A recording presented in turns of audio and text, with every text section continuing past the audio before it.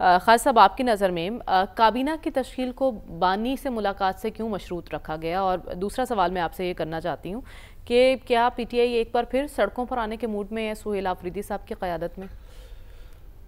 دیکھیں، دونوں سوال کا جواب باقی صاحبان نے دے دیا ہے، لیکن میں پھر بھی آپ کے کہنے پہ اس کو مزید ڈائلیٹ کر دیتا ہوں کہ جو نئے چیف منسٹر صاحب ہیں ان کی عمر 36 سال ہے اور وہ کہتے ہیں کہ میں 2 سال سے بانی سے نہیں ملا اور میں 4.5 کروڑ پختون عوام کا نمائندہ ہوں، جس میں کوئی شک نہیں ہے، اور وہ ایک لیگل پراپر پولیٹیکل سسٹم کے تحت، پارلیمنٹری سسٹم کے تحت وہ اپنی سیٹ پہ آئے ہیں۔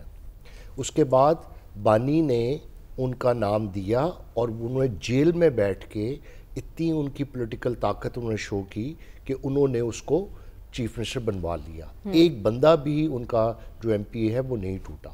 اب جہاں تک پہلے بھی کہا گیا کہ تینوں پارٹیز میں کچھ جمہوری پارٹیاں نہیں ہیں جو میجر ہیں، آپ سمجھ سکتے ہیں کہ زرداری صاحب اور بلاول صاحب کی مرضی کے بغیر سندھ میں کوئی فیصلہ ہو جائے، یا پنجاب میں محترمہ مریم صاحبہ جو ہیں وہ نواز شریف صاحب کی مرضی کے بغیر کوئی فیصلہ کر لیں۔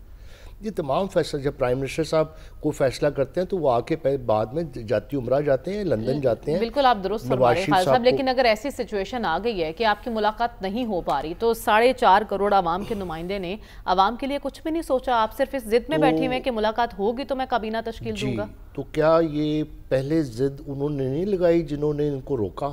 آپ کا سوال ادھورا ہے۔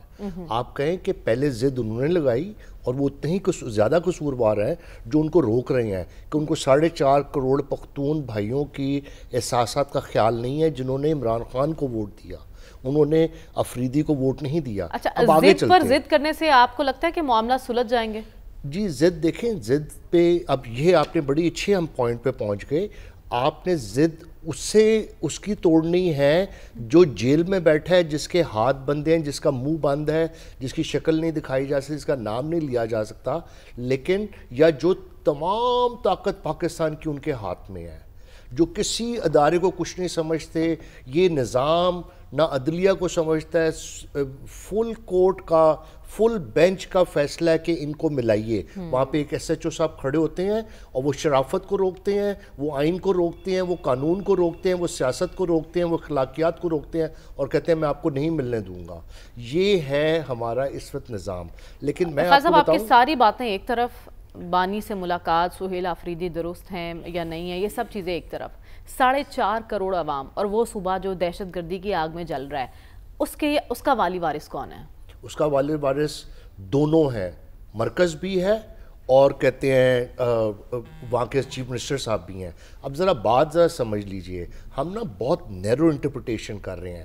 ایز اے تھنک ٹینکر ہمیں لارجر پرسپیکٹیو دیکھنا چاہیے، اور میں آپ کی اجازت سے آپ کو اصل بات بتاتا ہوں کہ اس کے پیچھے اصل لڑائی کیا ہے۔ بانی کے ساتھ ملنے کے لیے پیچھے اصل وجہ کیا ہے کہ کون روک رہا اور کیوں روک رہا۔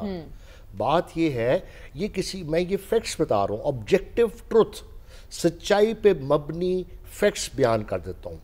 آپ نے اس نظام نے بانی P T I Imran Khan پہ کراس لگا دیا۔ اچھا، میڈیا کو کہا گیا جی عمران خان پہ کراس لگ گیا۔ کس نے لگایا؟ میں مزید بات نہیں کروں گا۔ نمبر 2، ان کا کوئی فیوچر نہیں ہے۔ آپ نے ایک majority party P T I کا عمران خان کا حق لیا اور فارم 47 سے ایک جعلی ناانصافی مبنی ایک حکومت بنا دی۔ اب آپ کا دل یہ چاہ رہا ہے، آپ کی خواہش یہ ہے اس نظام کی کہ یہ 5 سال تک چلتا رہے اسی طرح، اور بانی پی ٹی آئی خاموش رہے، بولے نہ۔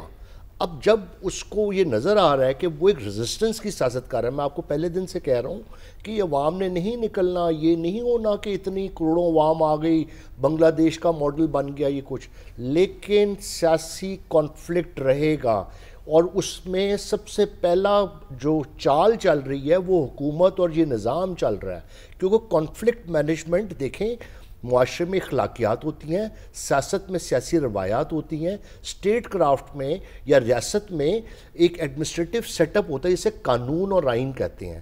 نہ اس ملک میں اخلاقیات ہیں، نہ انصاف ہے، نہ آئین ہے، نہ قانون ہے، نہ عدلیہ کی بات سنی جا رہی ہے، نہ چیف جسٹس کی بات سنی جا رہی ہے۔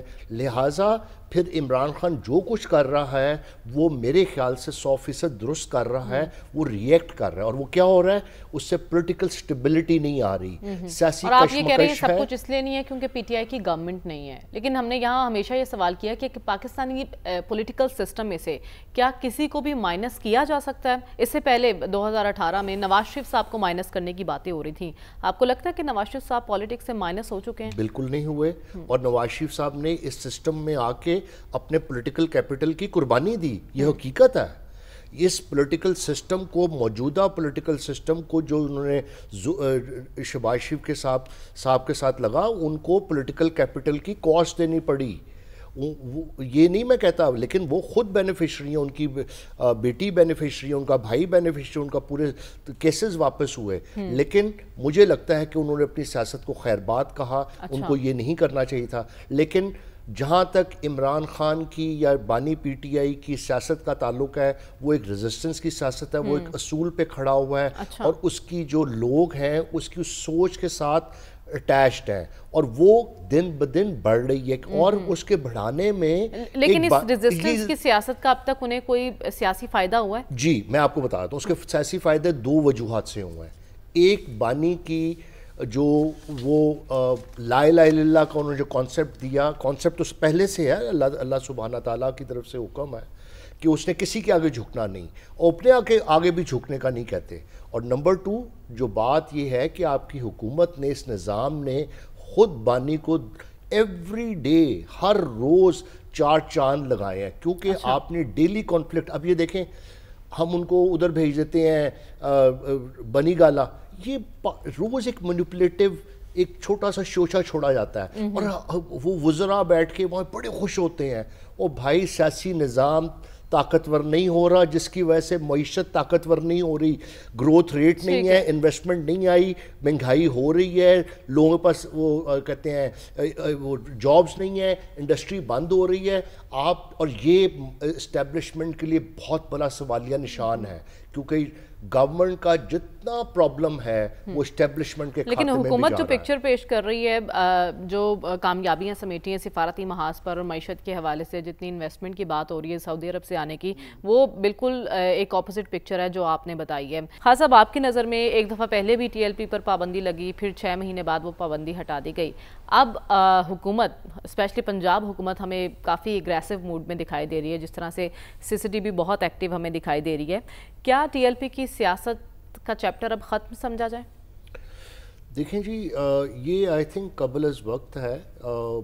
پہلے تو میں ایک بات ٹی ایل پی کے حوالے سے بھی اور تمام سیاسی پارٹیوں کے حوالے سے ایک بات کہہ دوں کہ جہاں تک دہشت گردی، دہشت پھیلانا، انتشار کی سیاست کرنا، جتھا بندی کرنا، نفرت، تشدد، اس کی کوئی گنجائش نہیں ہے سیاست میں۔ براہ مہربانی اپنا اظہار ضرور کریں۔ میں I am all for the protest, peaceful protest. آپ سٹ انز کریں، sit in is a proper method to protest. آپ جلوس نکالیں، آپ جلسہ کریں، یہ آپ کا حق ہے، لیکن تشدد نہیں۔ کسی طرح کا لا انفورسمنٹ ایجنسیز نے بہت قربانی دی ہے، ہماری پولیس نے، ہماری فوج نے بہت قربانی دی، اور یہ بہت مشکل کام ہے۔ جو لوگ فرنٹ پہ ہوتے ہیں ان آفیسرز اور ان سولجر سے جا کے پوچھیں، لیکن یہ تو ایک بات ان کے میں نے حق میں کہہ دی۔ لیکن اگلی بات ذرا دیکھیں، ذرا دیکھیے، آج بڑی میں سمجھتا ہوں کہ غیر ذمہ دارانہ پریس کانفرنس کی گئی عظمہ بخاری اور رانا ثناء اللہ کے صاحب کی طرف سے۔ انہوں نے کہا جی کہ سارا ملبہ انہوں نے اسٹیبلشمنٹ پہ ڈال دیا ٹی ایل پی کا۔ ایک صاحب نے 2-3 دن پہلے انٹرویو دیا جس میں انہوں نے کہا مرید کے کا تو اسٹیبلشمنٹ سے کوئی تعلق نہیں، سب کچھ پنجاب گورنمنٹ نے کیا۔ ان کے جواب میں آج انہوں نے کہا کہ جی یہ سب کچھ تو اسٹیبلشمنٹ کا کرا دھرا ہے، اور یہ نون لیگ کا ووٹ بینک کم کرنے کے لیے بات کی گئی تھی۔ بھئی اگر نون لیگ کا ووٹ بینک بند کرنے کے لیے بنائی گئی تو پھر آئی جی آئی کس نے بنائی؟ وہ جب جنیجو صاحب کی حکومت تھی اس وقت مسلم لیگ میں نقب نواز شریف صاحب سے لگوایا گیا تھا، وہ بھی اس وقت اسٹیبلشمنٹ لگایا تھا۔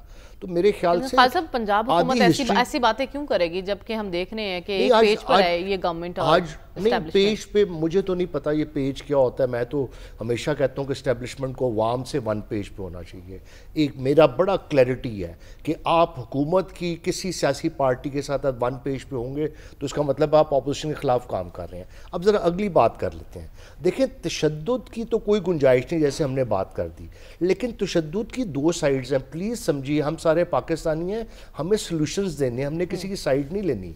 देखें, जब आप आज़ादियाँ ख़त्म करते हैं ना, अदलिया की आज़ादी, प्रेस की आज़ादी, बोलने की आज़ादी, सियासी आज़ादियाँ, सिविल सोसाइटी की आज़ादियाँ, सिविल आज़ादियाँ, उसके बाद नफ़रत और इंतशार पैदा होता है। जब आप एक जलसा करने लगते हैं तो डीसी आपको कहता है मैंने जलसे की इजाज़त नहीं देनी, वो मिन्नतें करते रहते हैं वो। उसके बाद जब आप इसराइल पे गुफ्तगू करते हैं बंद कमरों में और पार्लियामेंट से आके नहीं बात करते, पार्लियामेंट में उसकी डिस्कशंस नहीं होती, वो टीवी पे नहीं दिखाई जाती, तो लोगों में फिर नफ़रत और इस तरह के जज्बात आते हैं जिससे फिर इंतशार पैदा होता है और इवेंचुअली वो तशद्दुद की लहर जाती है। तो इसलिए स्टेट के जो और स्टेट क्या करता है, जब वो कोई बाहर निकलते हैं तो डंडा सोटा ले लेते हैं। आज इंतहाई एक तारीख़ी फ़ैसला हुआ है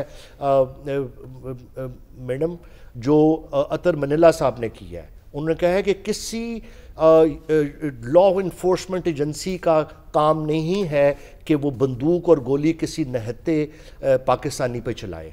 हमने बंदूक और गोली हिफाजत के लिए दी, उनको मारने के लिए नहीं दी। बिल्कुल बहुत मुश्किल काम है पुलिस का, वो बड़ी मुश्किल दिक्कत होती है, बड़ी परेशानी होती है जब उन पर अटैक होता है। हमारे पुलिस वाले शहीद हुए, हम उनको सलाम करते हैं, लेकिन इसी तरह पाकिस्तानियों का खून नहीं बहना चाहिए, ये बड़ा क्लियर है। लेकिन यहाँ हम उन लोगों की बात कर रहे हैं ना जो एक पुरान मुजाहरे के नाम पर बाहर निकले और अटैक उनकी जानिब से किया गया, तो फिर अपने डिफेंस में पुलिस की जानिब से जो भी हुआ, तो फिर शहादतें हमारे जितने जवान हैं उन्हें नसीब हुई हैं। लेकिन इस सारी सूरत हाल में आप जिस आज़ादी की भी बात कर रहे हैं, मैं उसको भी क्लियर करना चाहती हूँ कि अगर आप यहाँ पर बैठ के गुफ्तगू कर रहे हैं और इस हद तक बातचीत कर रहे हैं तो ये आज़ादी ही है, तो आप भी बात कर रहे हैं और मैं भी ये बात लोगों तक पहुँचा रही हूँ।